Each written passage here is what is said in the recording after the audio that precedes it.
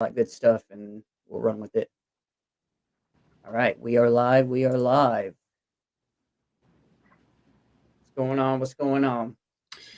What's up, buddy? Ready to do this podcast? Yeah, for It's sure, actually man. this is actually my first podcast like this I've done in a minute. Really? Yeah, no, Yes, we sir. we appreciate it, man. Definitely.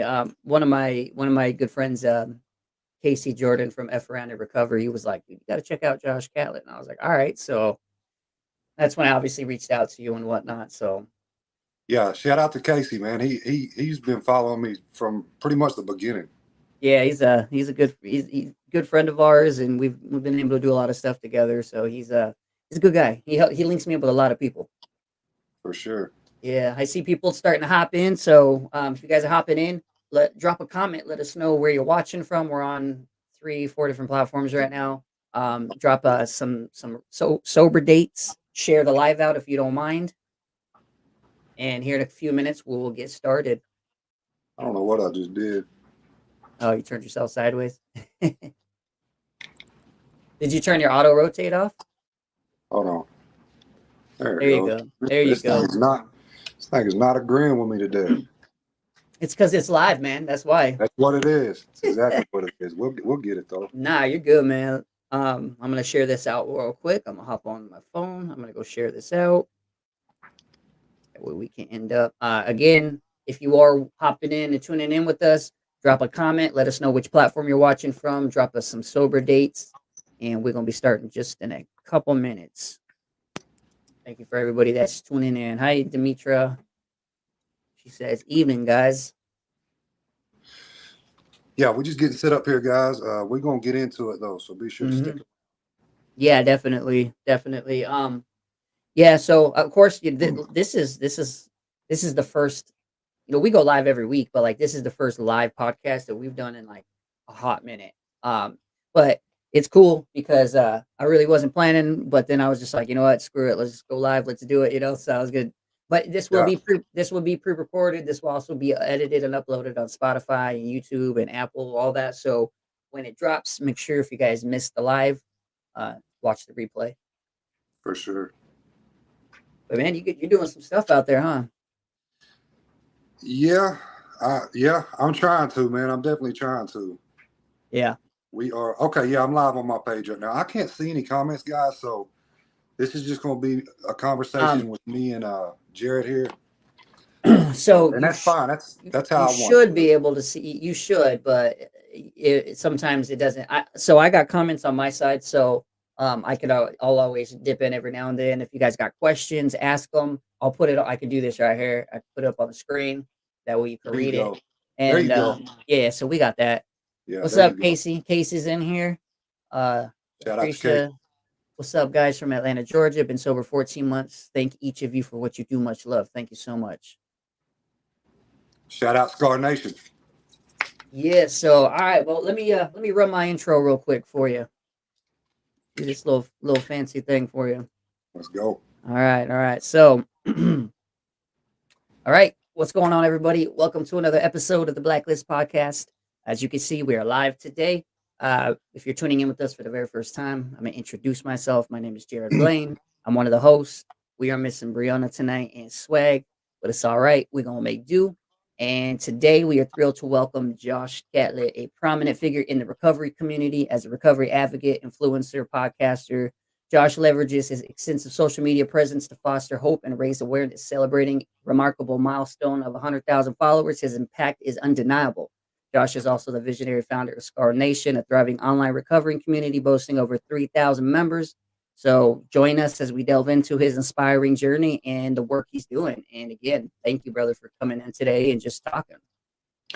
Yes, sir. That was a nice intro. Thank you for that. I try, man. I try. So we Yeah. yeah, man. So I'm excited. It's been a hot minute since I've been on here doing this live stuff, like I said before. So I don't know. Live is weird for me sometimes, just because I think I get nervous about screwing up or something. And it's like Yeah. everybody sees it, but then it's us being human at the end of the day as well. So Yeah, exactly. Exactly.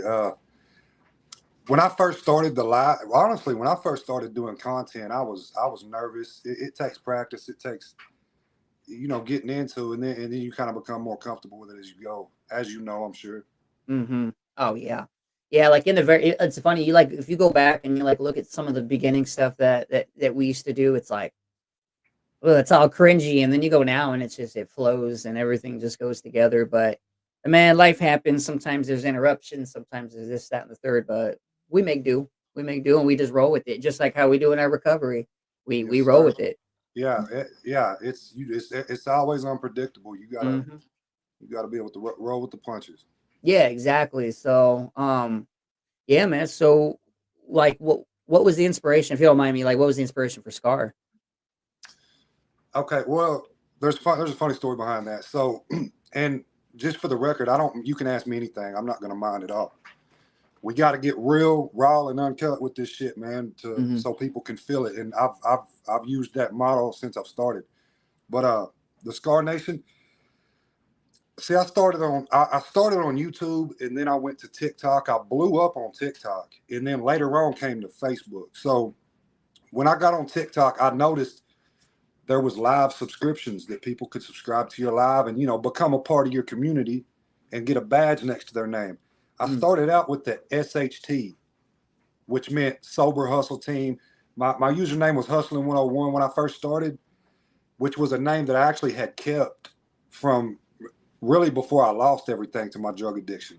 mm, I've always kind of wanted to get into social media influence, and I was going to go a different route, but I guess God had a different plan for me, and here I am doing the recovery route. But I was trying to think of another name, another acronym name that I could use, SCAR, Stay Consistent and Recover, that actually meant something to me. mhm, Because the Sober Hustle Team, it was okay for the time being, but it didn't really mean anything to me. right, So I ended up coming up with SCAR and then put the nation behind it because we are a nation of recovering addicts. It doesn't matter where you're from. And it stands for Stay Consistent and Recover, because I believe without consistency, you can't recover. Without consistency, you can't do anything. Consistency is the key to life. So mhm, that's how, and we got scars from our traumas, our addictions, our life. So to me, it was a beautiful, and it really comes together good. And I'm proud of that name, and I'm gonna rock it until they put me 6 feet under. there you go, man, no, that's what's up, so, hey, Cooley, Cooley says, "Hey, Jared and Josh," Cooley's a real good guy, follows us over on YouTube, so appreciate you, Cooley. Shout out to you, Cooley. Yeah, Andrea, hi from South Dakota. Thank you guys for being here. If you guys are just hopping in, please share the live out. Try to get as much people as you can to hear this. We're all doing some amazing work, and the more people that can hear it, the better. At the end of the day, so we appreciate every single one of y'all that's being here. Yeah, Let's see. I know we're gonna kind of be like back and forth between comments and that too. So Demetrius says, "I always stay grateful and know that I'm truly blessed every day. I survived domestic violence, been clean since '98. That's awesome. yes, yes, definitely. So why don't you run it back in the very beginning? Kind of like how was childhood for you? Like kind of what led you into the nitty gritty. Yes, let's get into it, man. So, my dad pretty much left the situation we was in when I was, I think, 5 or 6 years old. So I really was raised by a single mother my whole life.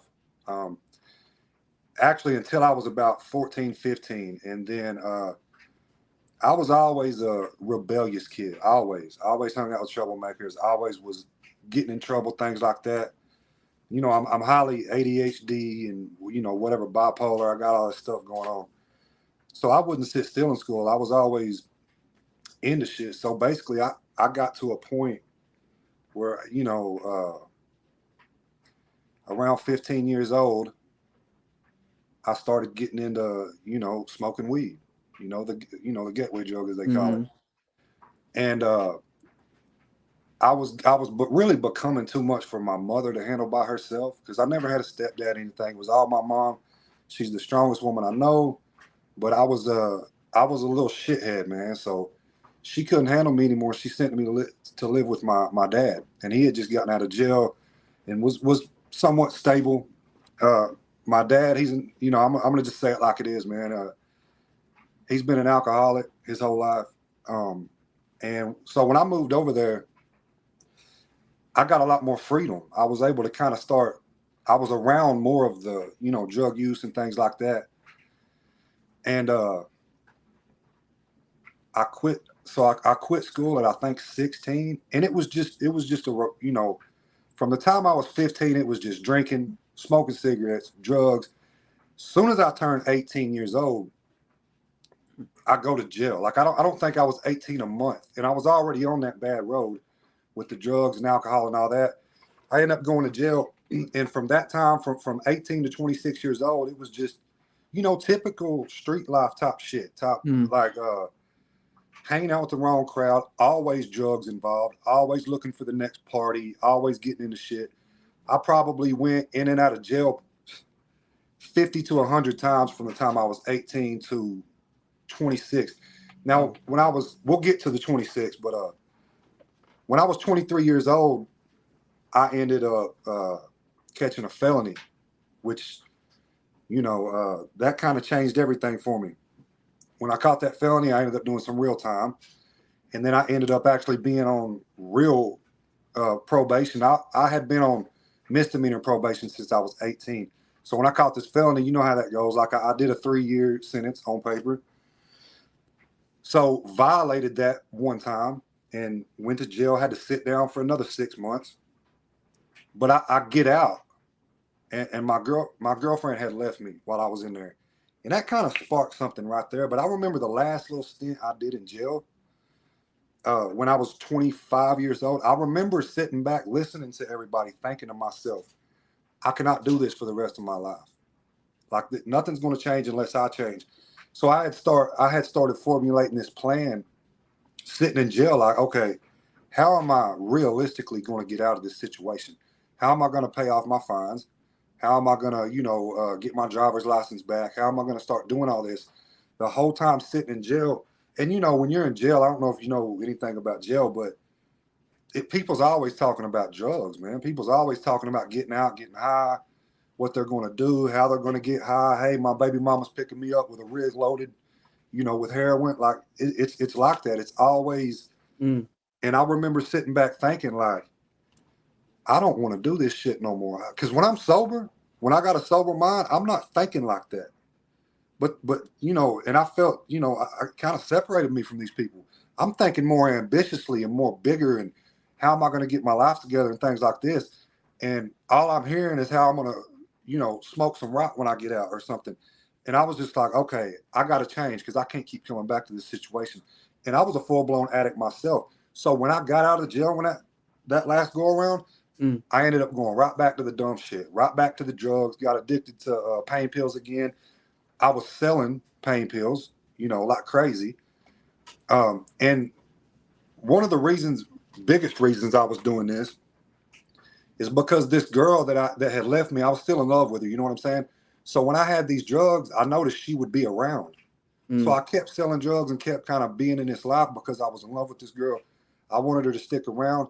So I remember one day sitting in my dad's house in a hot ass bedroom, just sweating. No, I didn't have shit to my name, didn't have a vehicle. All I had was a job. I had a few pills in my cigarette pack, had some cigarettes.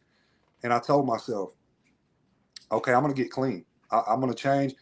I had this plan to change, but when I got out, I started fucking up again. I took the wrong turn, and I saw it coming. If I don't change this, I'm going to end up right back in jail. I don't want to do that. That's not the route I want to take. And this time I'm going to go to prison because this would be my second violation. Like I can't play no games anymore. So let me tell you something. When I preach to people that you can stop cold turkey if you want to, this is why, because I've done it twice in my life. Now I'm not saying don't, whatever pathway of recovery you want to take, I'm all for it. Find what works for you. Right. But when I was 26, I did that. I went through the withdrawals, worked through the whole thing, had horrible withdrawals coming off Subutex. If you know anything about Subutex, it's like Suboxone. It's MAT. Yep. But I was getting high on this stuff. I was getting high on Subutex. I was busting it down, snorting it every single day. Did this for I don't know how long, at least a year. I was having to stop 3 days before my probation visits, so I knew I could pass a drug test. Because you never know when they're going to drug test you. So I'm having to go into withdrawal for these probation visits and get back out, and I would have my drugs waiting on me in my truck, or in my dad's truck, because I was driving his truck at the time. Yeah. In my dad's truck to hurry up and do this shit right after my probation visit.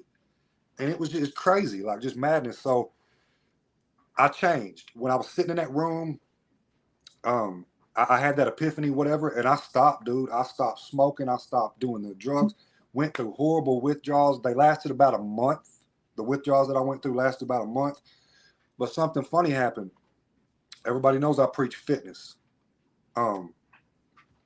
My brother works out. I got a brother that works out. He kind of influenced me to start working out. I saw how, his life looked kind of nice, like he was in shape. He just looked happy. So I'm like, I'm gonna get in that gym. So about 2 weeks into my withdrawal, I got a gym membership at Planet Fitness, and that is what saved me.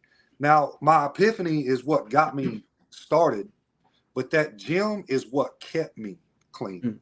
Because when I got into that gym, I fell in love with it, and it gave me a sense of purpose.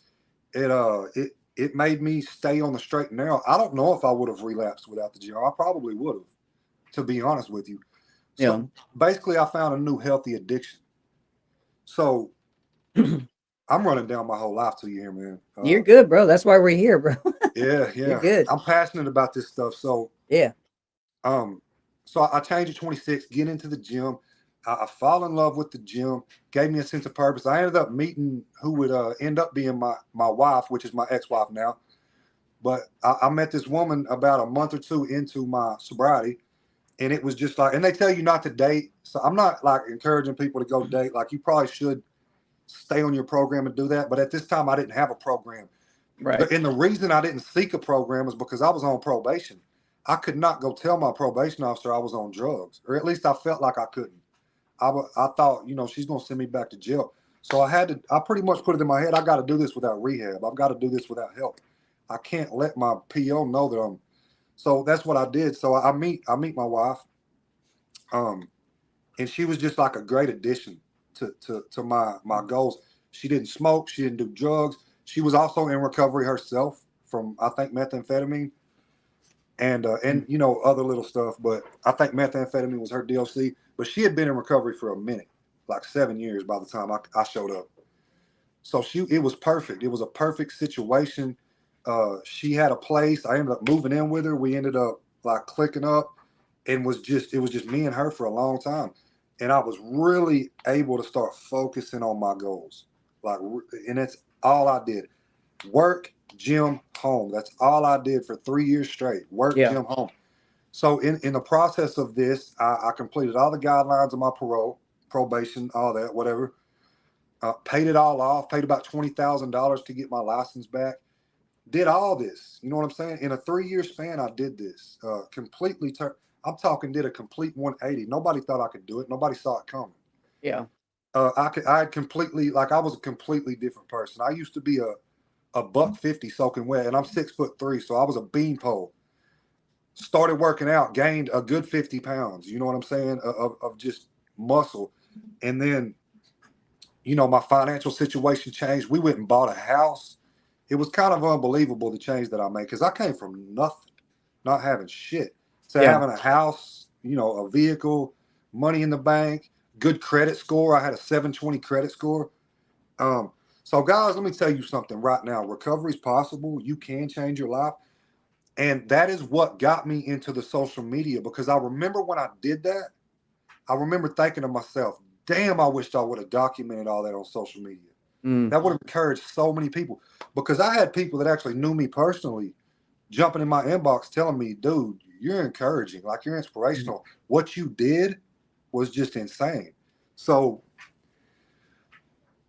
okay, so I did that. Me and my ex-wife, or my wife, ended up divorcing, right? So I lost that structure. I was in my head again. I didn't know any better. See, by me not, this is why I kind of, you probably should go to rehab, get into some kind of program, because I didn't have the tools I needed. Yeah, I got clean. I did it. I didn't have the tools I needed. I didn't have the recovery tools to actually know what to do. Like, okay, like when you change your situation, you're obviously changing the dynamic of what you're used to. that's when you can slip back into a relapse. That's when you can start doing the wrong thing again. Because I had completely switched up my daily routine. I started messing with a bunch of women. I started like going on dates all the time. I was still drinking here and there. You know what I'm saying? Which is something I Yeah. do not do now. I don't indulge in any substances now because it'll just lead one to another for me. Like Yeah, if I start that's for you drinking, personally. Like it's a stepping stone for you. exactly. And I had to learn that the hard way. So, but I was still doing that, and I maintained for a little while. I ended up working my way up to a good six-figure job at McKee Foods in Collegedale, Tennessee, which is Little Debbie for those of you who don't know. Uh, Worked myself into a really good job. I ended up meeting this girl, and I'm not gonna say any names. I don't want to put anybody's name out there, but I ended up meet for the people that really know, you know. But I ended up meeting this girl that was she was messing around with fentanyl. Now, Mm, yeah. So this mm. is when everything started back. What I year? had Well, been. like what year was that? This was 2020, I believe, Okay. 2020. Because I've only been clean from fentanyl for about a year and a half now, like right now. Yeah, So I hit 5 years from fentanyl back in October. that's awesome, dude. Shout So out to you. and that, Shout but out to you. and like you said, when you would quit cold turkey, like prior before, like that, I quit fentanyl cold turkey. It was, It dude, can be done, I would worse that on my, I wouldn't wish that on my worst enemy. But man. man, I tell you, like I wanted to die. Like I was like, if this fentanyl didn't kill me, I was like, I wanted to die. But I mean, Yep. dude, I'm too scared now. I couldn't even. I would be so afraid of to even go out and use right now because Mhm. that it is just in everything, everywhere, killing everybody. Oh yeah. Uh, so the fact that I was able to make it out, the fact that you were able to make it out when you did, fuck, man, because you never know. That fentanyl is killing a lot of people. Oh, record breaking numbers by a Hmm. long shot. By a long shot. And actually, I kind of want to go back a little bit Yeah. before I got on the fentanyl. Now that you say that, because I feel like I should throw this in here because this is going to bring some type of awareness. I overdosed on fentanyl and didn't realize that I had overdosed until like a year or two later, Mm. or like a year later, because I was living in Atlanta at this time. Me and my girlfriend came down to hang out with some family, some friends, and like at this time, this is when I tell you, like I didn't have the tools, I didn't go through it. I truly believe with the abstinence only kind of mantra, like don't even do it one time. That was what got me kind of back into it, but we'll get to that. I ended up going back to party with some friends, drinking, and I wanted a pain pill. I wanted some pain Mm. pills. I was like, hey, can we find some? And at this time, I would dabble like every 2, 3 months, maybe. Okay. Um, and somebody ended up saying, hey, I can find a Roxy. If you know anything about the Roxys, those Roxy 30s, they look just like the pressed blues. Yep. I didn't know anything about pressed fentanyl pills at this time. I'm thinking, okay, I've done Roxy's before. We can, yeah, whatever. Let's get it. Mhm. Uh, I ended up like snorting just a piece of this thing, Mm. and I overdosed. I overdosed. The people that was with me carried me in the house and laid me on a recliner. I came within an inch of my life that night. I was completely unresponsive. Nobody called an And that's ambulance. the crazy shit about it is all it just one little tiny piece. Yeah, Like that's and it. and like I said, I was dabbling, so my tolerance wasn't high.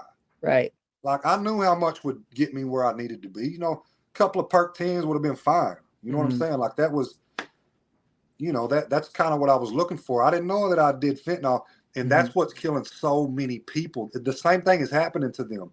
They Yep. don't know what they're taking.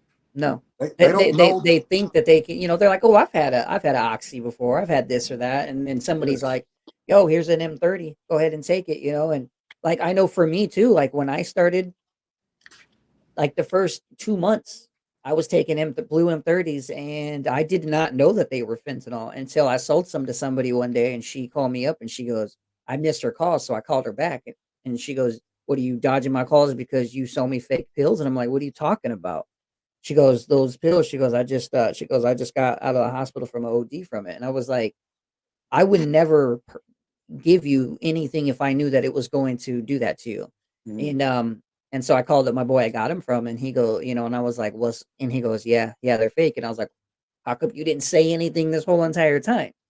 And Yeah. but after that, like, that's all I took. That's all I snorted was blue M30s. Like, that was my choice for until I finally got clean. But a lot of people, we go out with a bunch of people, and I'm a buck 50, and you got someone that's 300 pounds, and we'll snort the same amount, and 300 pounds, they're out like a light.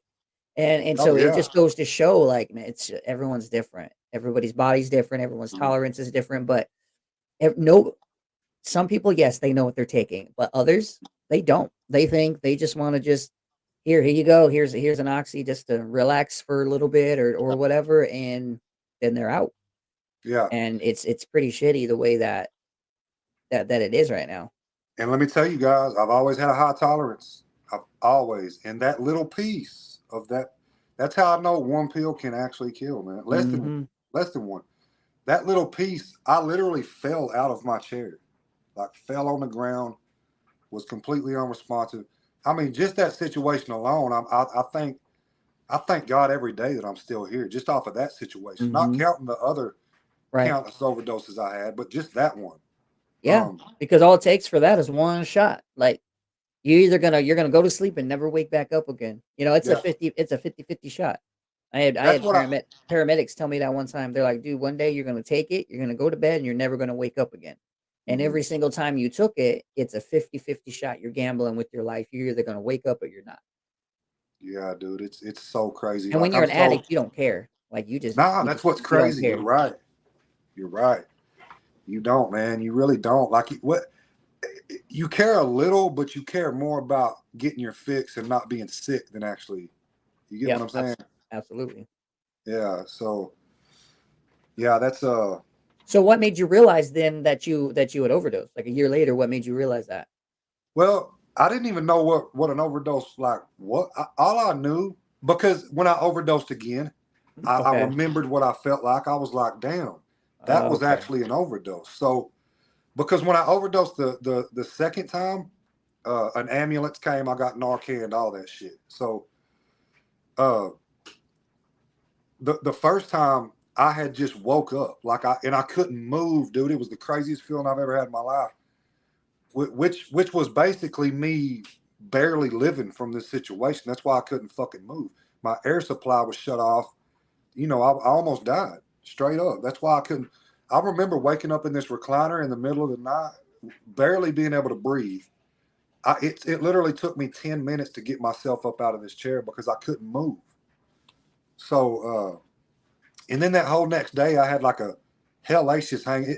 It took me like a week to recover from this situation, like mentally and just the way my body felt.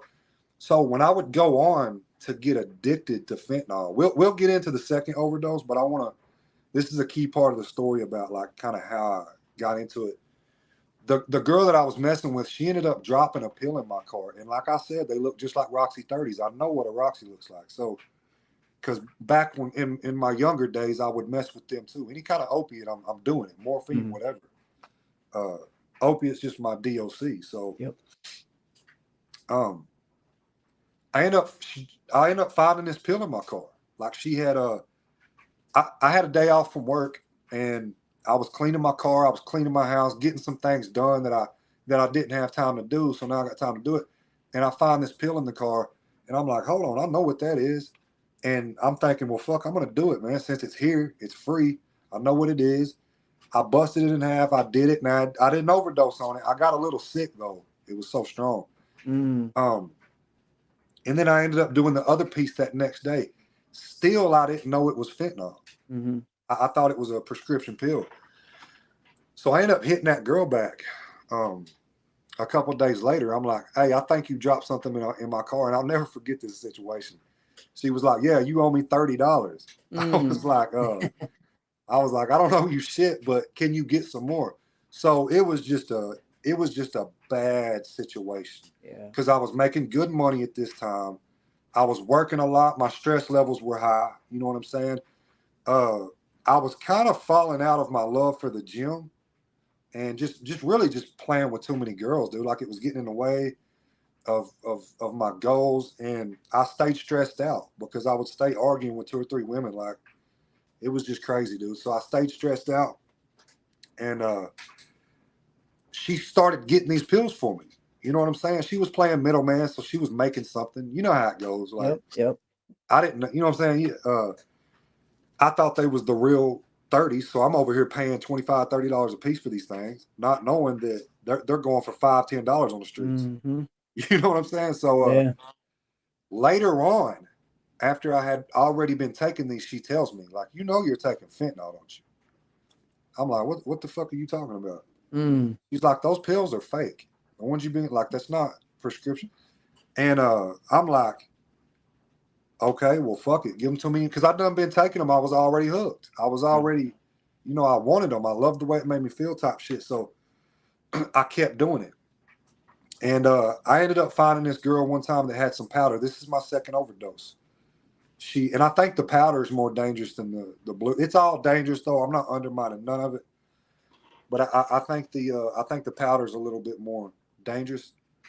So I took 2 hits, dude, off of this shit that I got from this other girl that I knew, and I fell face first on the floor, damn near broke my nose. And the only thing that saved my life is somebody in the the hotel that I was at had Narcan. So the girl that I was with ran to another room to somebody she knew, because these people like kind of trapped out of this motel. You know what I'm saying? Like they sold, like they did their thing. You know how it goes. Yeah. So she ran to somebody else that she knew, and the person came back with the injectable Narcan, Oh, not the okay. one that you put up your nose, but the one that you Right. inject. Yep. And I am they one. hit me. Yeah, they hit me with this shit 5 times before I came back. Jeez. Yeah, like it was off of 2 hits. I took 2 hits, was out. And at this time I had a tolerance. So fell face first. I was out. I don't know how long I was out, probably 20 minutes, because when I woke back up, as soon as I woke back up, I was disoriented. I had ice all in my pants from where I guess they went and got ice and tried to, Yeah. you know what I'm saying? So I wake back up, just not being able to think straight, and the police is pulling up. As I'm waking up, the police is pulling up because she did call 911. You know what I'm saying? And let me throw this out there too for the people. If you ever experience somebody overdosing, don't hesitate to call the police. You're not going to go to jail. I know Right. in the state of Tennessee, what's it called? There's some kind of law that they There's put a in place. certain law. The what? There's a certain law. I don't remember the name. If somebody knows it, drop it in the comments. Yeah, there's a certain law that you will not go to jail. So if anybody overdoses around you, don't hesitate to call 911. A lot of You're not people are going to jail. afraid. They are afraid because they are worried that they're going to go to jail. And it's Yes. like, would you rather be worried that you're going to go to jail, or you're going to let homeboy die in front of you? Some people will So, do that, dude. and unfortunately, that happens. Yes. But Yes. they got to understand. Like, man, it's on the tip of my tongue too, and I know Brianna knows it, The but Good Samaritan law, I think, or something. I think something like that. Something like that. Like I said, if somebody knows, drop it in the comments or Google it or something. Yeah. Because I'd like to. Yeah, everybody needs to know about that law. Yeah, exactly. Yep. Because people are losing their life because people are scared to call the police. They think they're going to go to jail, and you're not. Mm-hmm. They're not even allowed to search you, do nothing like that. All they're trying to do is get you help, and you know, you survive the situation. Yeah. So when the police pulled up, I didn't know about this law, so I'm trying to lie to him. He's like, "What is wrong with you?" Because you could tell something was clearly wrong with me. I Mm-hmm. wasn't able to. I had to sit down. I couldn't stand up for long. I was just, you know, my airway was cut off for so many minutes. That's what happens when you overdose. You stop breathing. That's how you Yeah. die. So Yep. Your respiratory system just starts failing. yes. Yeah. So he's asking me. He's like, "What did you do?" I'm lying to him. I told him, "Well, I've been drinking. I've been drinking." He's like, "I'm not buying that. What did you do?" He said, "Look, man, you can tell me. We're just here to help you. You're not going to go to jail. You're not in trouble. But in order for us to help you, we need to know what you did." Mm-hmm. And I said, "Okay." And I was still kind of hesitant because I've had the police lie to me and shit before. But I'm like, "Fuck it. I'm gonna just tell them I'm caught anyways." Um, I did some fentanyl. He said, "Okay, how did you do it?" I said, "I smoked it." He's like, "All right, there's an ambulance on the way. We're gonna wait for him to get here." Ambulance pulled up. They put me on a little stretcher, took me to the hospital, hooked me up with all the IVs and stuff like that. Um, Something funny happened, and this is actually in Tennessee. This is the process of an overdose. They take you, they hold you for 3, 4, 5 hours until the Narcan wears off to see if you're gonna go back into an overdose, and then they let you go. So a lot of times, what happens when people overdose, they let them go and they go right back to the plug's house. Mhm. Yeah, I Oh, just looked it up. It's Good Samaritan Law. right, Good Samaritan Law. Yeah. Yeah. So, um, but something funny happened when I was in the hospital. The lady told me, "You're the fourth overdose today." Because in Mhm. the area that I was at, I guess a bad batch of fentanyl had hit the streets, and Yeah. people was just. So she said, "You're the fourth overdose today." So I got a bad batch. That's what happened, and that's all it takes, guys. You can lose your life over thinking that you're getting high on something and it Yeah. just lights out. It's over with. Yeah, I remember there's like I used to get a steady, from my plug pretty consistent, and then there was a couple times like he was out waiting to re-up, so like I'd have a backup person, and like I would get the backups, and they'd be like really, really, really dark. Like you knew that the color was off, but I was still needed to get high. So, and I remember I'd snort it, and I mean, I would puke my brains out. I was sick as can be. Yeah. And so like whatever they were pressing those with, and like it was just way too much. And but it's like I'm still doing it because I need to get straight. But I'm over It's, there like puking. I'm at a customer's house and I'm like snorted in my truck. I'm like, can I use your bathroom? And I'm throwing up everywhere. And then I do it yeah. again. And it's just like, but yeah, sometimes like, and like you can definitely know when some are, once you start using it for a while, you can start telling like which ones are like poorly pressed because then you Yeah. start realizing like everything on it, like it's not Oh, they taste centered and different too. the color and the taste and all that crap. Yeah. But yeah, like you get those bad batches out there. But even with bad batches, like we still do it because we're sick as can be. Oh yeah. Yeah. Definitely. I was sick and I didn't even realize it. And that's how it goes. You don't. Yeah. It's almost like you don't. Addiction is something that comes in and just it takes over your brain, and you will lie to yourself. You'll tell yourself you don't have a problem because you know that as soon as you admit you have a problem, you're going to have to do something about it. Yeah. You got to do something. So I told myself I'm good. I can manage this. I know what I'm doing. You know what I'm saying?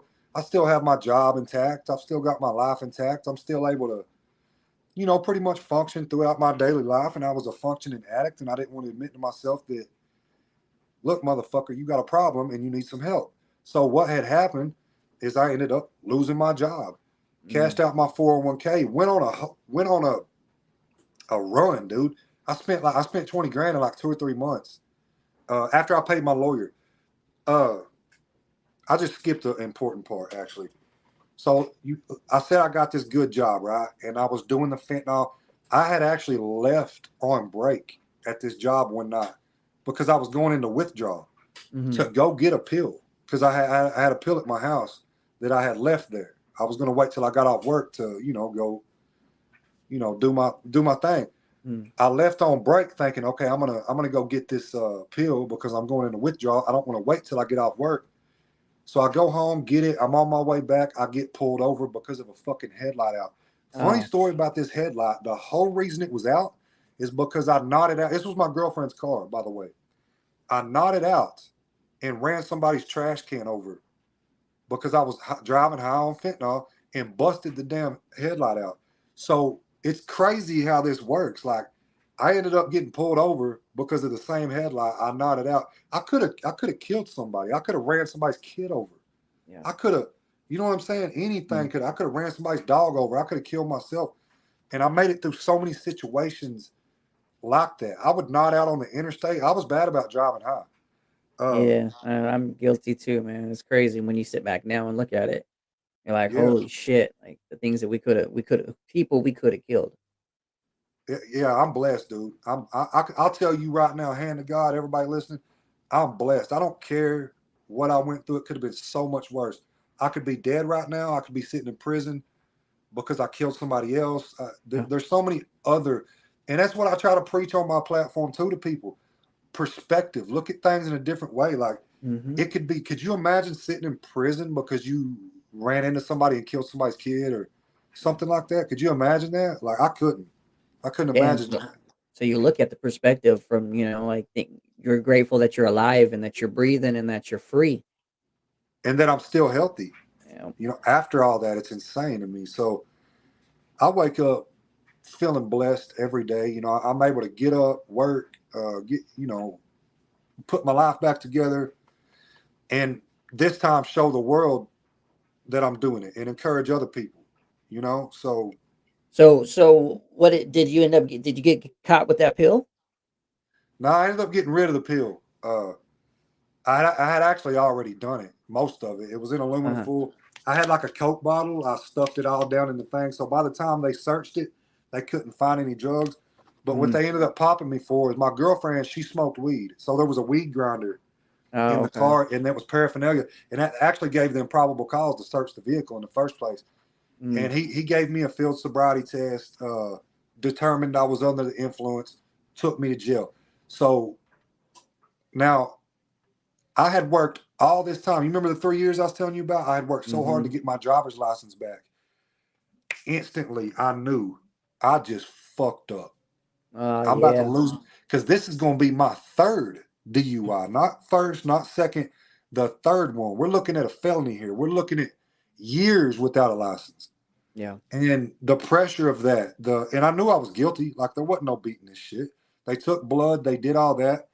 I did end up getting out and getting a lawyer, but uh, I got the I feel was the best possible outcome. I got it dropped to a second offense. And the people that have been following me for a minute on TikTok know all about this story. Because as I was making my content, I was going through this situation. This was before I came to Facebook. Okay. And I ended up getting a second offense DUI. I had to go spend 45 days in jail. Some of that was in a treatment center, and then I got out. And I've been out now for like 7 months. But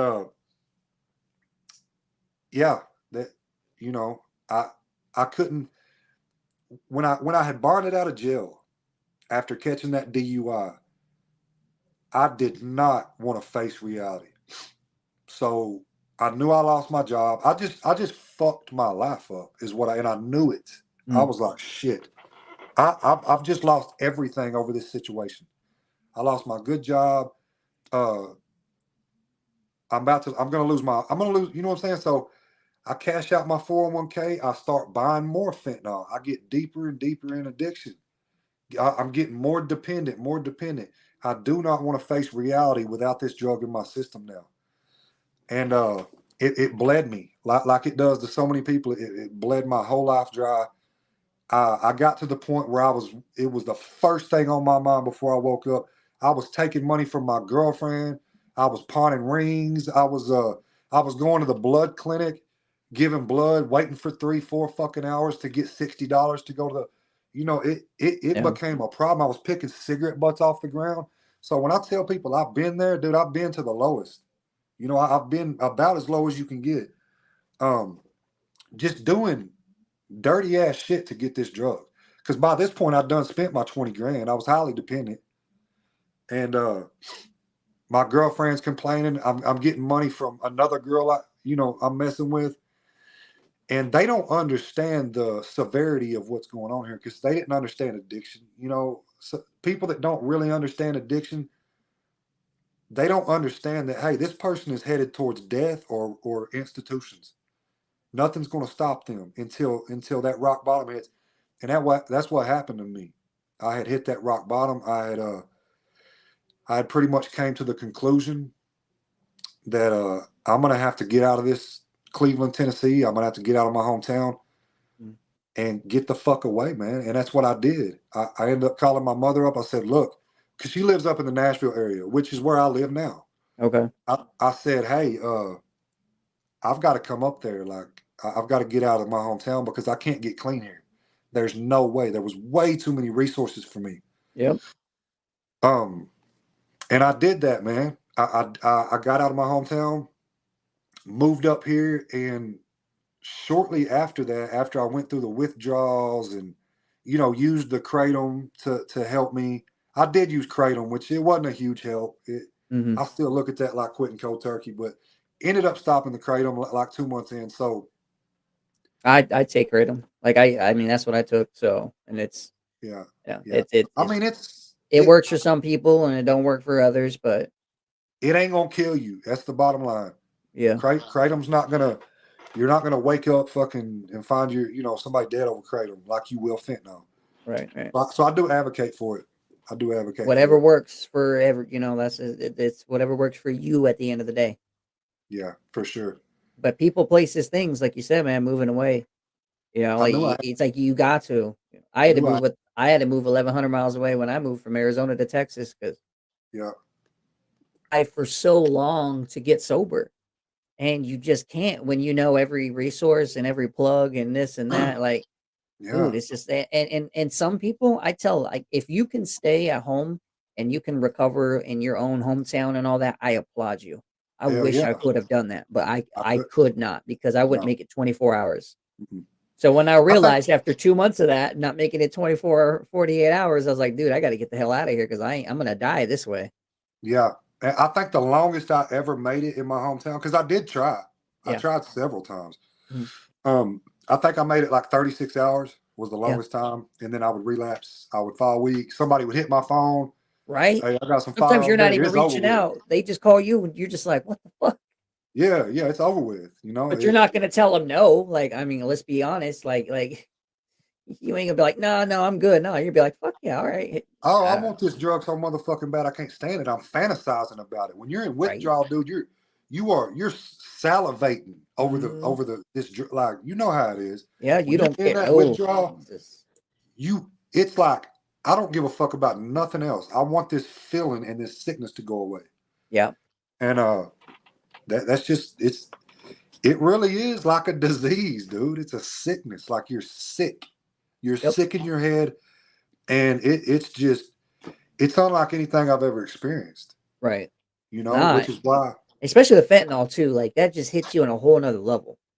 And then of course, yeah, you withdraw a lot faster because especially with the fake shit, like you withdraw a yes, lot faster. So, at least I know for me, every 2 to 3 hours I was having to, you know, snort again because I mean, and I'm like, why the hell am I getting sick after only 2 hours, And that was like one of the first inklings of before I found out it was fentanyl was I was always wondering why I was always starting to get sick beforehand, yeah, yeah, you because it's know? very fast acting and it goes out of your system fast.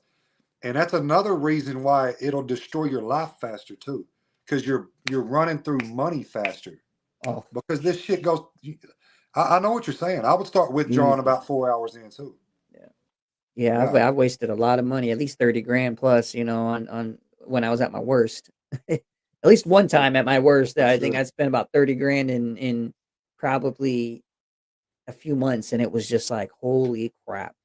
For Like, the ones wondering why I'm doing that, I'm hitting my vape.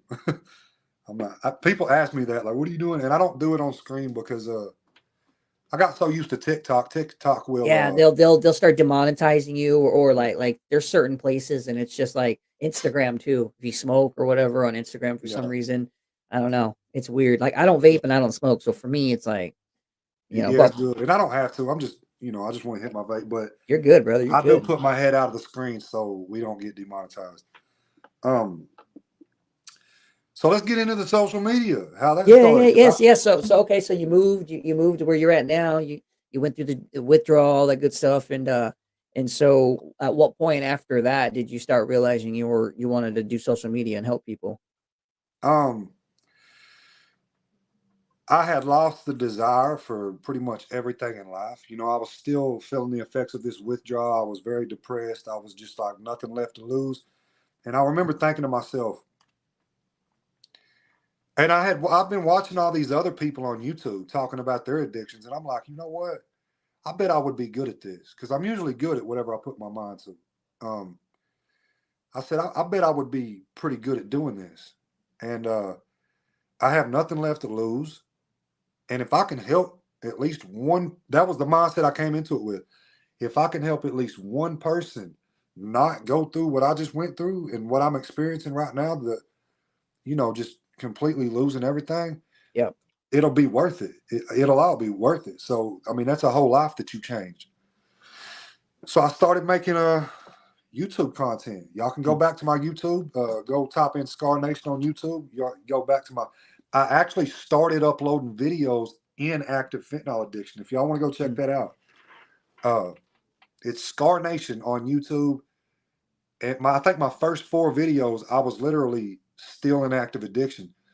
And then I ended up getting clean, and that's when I started consistently Mm. uploading to YouTube, just talking about experiences, talking about some things I've been through, talking about my story, Real talking shit. about yeah, real shit, like things, how I got clean.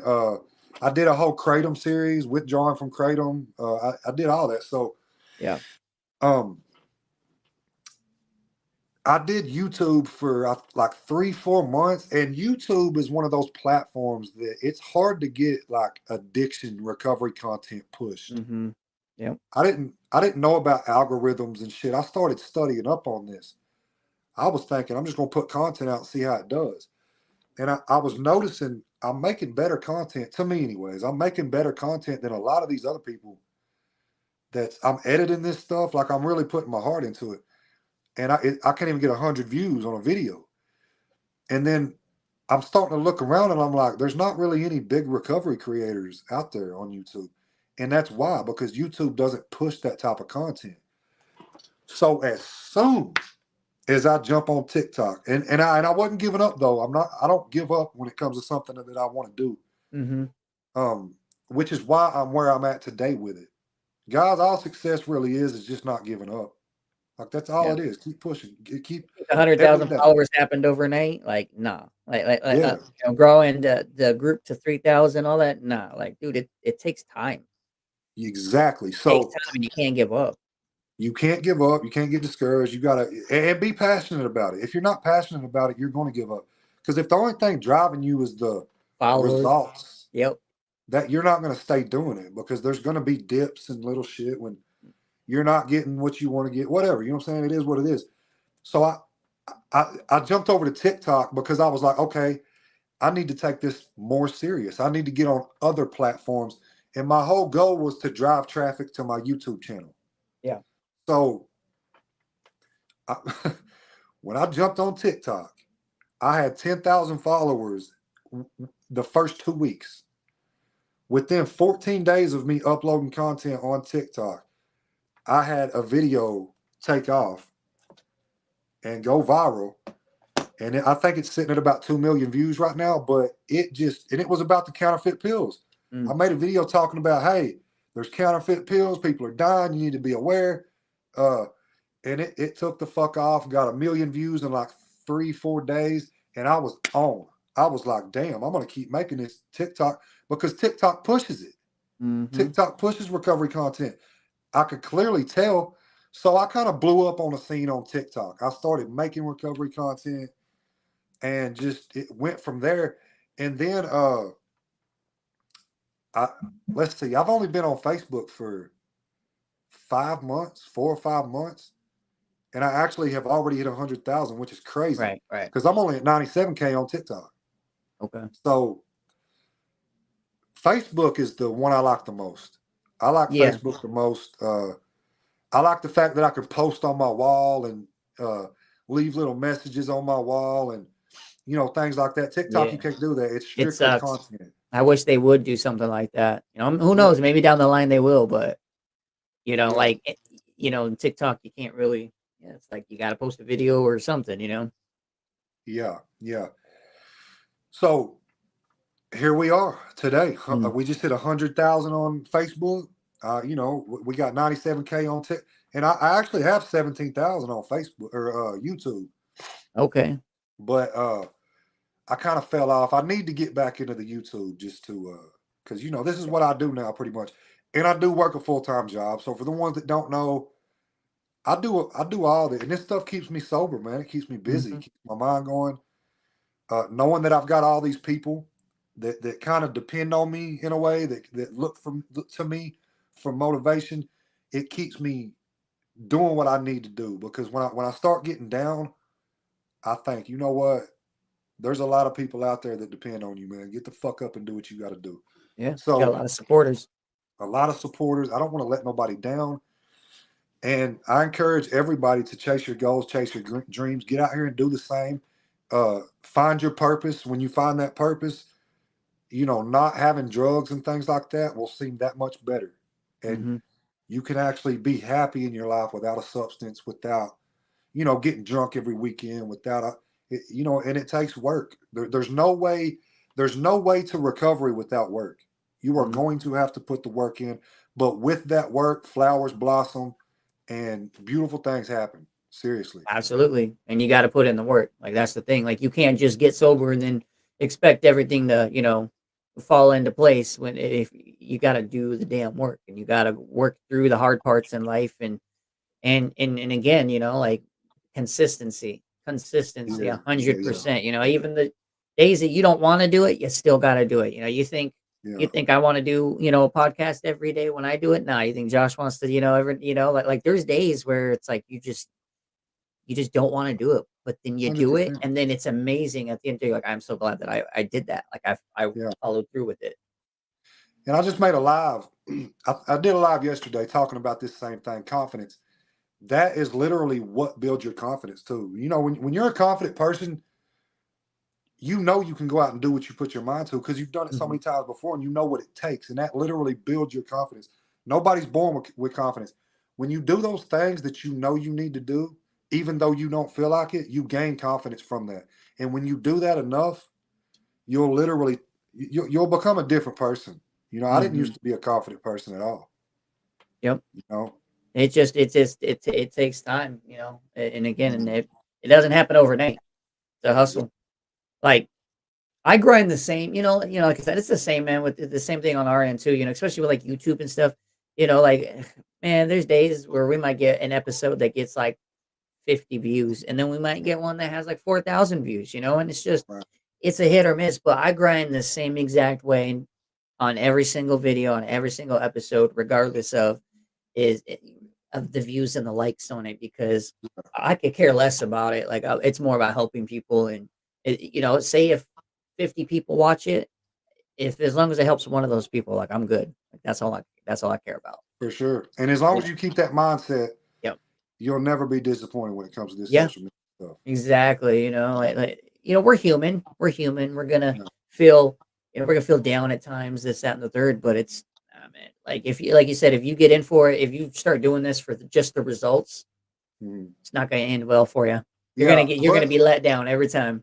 yeah, and there's a line too. Like you do need to try to get results too. I mean, come on now. Absolutely, Like we're absolutely. we're trying to. That don't mean don't try. Like Yep, we're trying to get this content out to as many people as possible. That's how I've always looked at it. yep, This is a message that has a. If you can, the more reach you can get, the better, right? The more people that you're able to absolutely. bring together, all that stuff. So you know, But all I'm saying.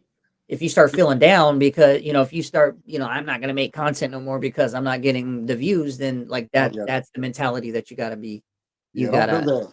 No. Always make your content, no matter what. Like, because at the end of the day, you are helping that one. I mean, I guarantee you. I don't care if you got 500 followers. Like, you're helping one of them people. Yep, absolutely. You And know. we're all, whether you got 100,000 followers, you got 1,400 followers, you got 4 followers, we're all still doing the damn thing. We're helping somebody. Yeah. They're following you for a reason. So, you just because someone has more followers than you means jack diddly squat. Yeah. That's Everyone's it. got a story at the end of the day. It doesn't matter the following. Yeah. Honestly, I just want people to take encouragement from what I've done. Yep. Be confident. Just I did this out of pure consistency and believing in myself. That's it. Yeah. And let me tell you something. We're going to go so much further. This is man, I've got big plans for what I'm doing. And I Yep. would not be able to do that if I didn't have the confidence and the consistency to do it. Yep.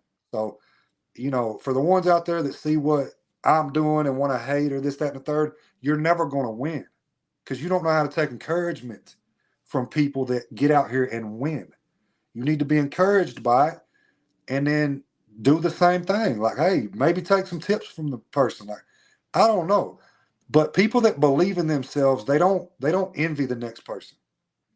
So you got to lose that. You got to lose that envy and just go out here and make something happen for yourself. Yep. Absolutely. Hey, That's where how. can they find you at? Where can they follow you guys at?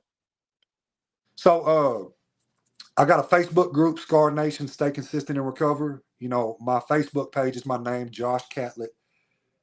TikTok and YouTube and Instagram, you can just type in Scar Nation and I'll pop up on all three of those. Cool, cool. Yes, Yeah, sir. if you guys aren't following him, go over there, join the group, go follow Josh, show him some love. Definitely doing something. If you guys aren't following us on the Blacklist podcast, follow us, please. Yeah, Check out yeah. the All my website. people, follow this guy right here, man. I'm gonna Yeah, we're start watching your. yeah, Yeah, absolutely. yeah.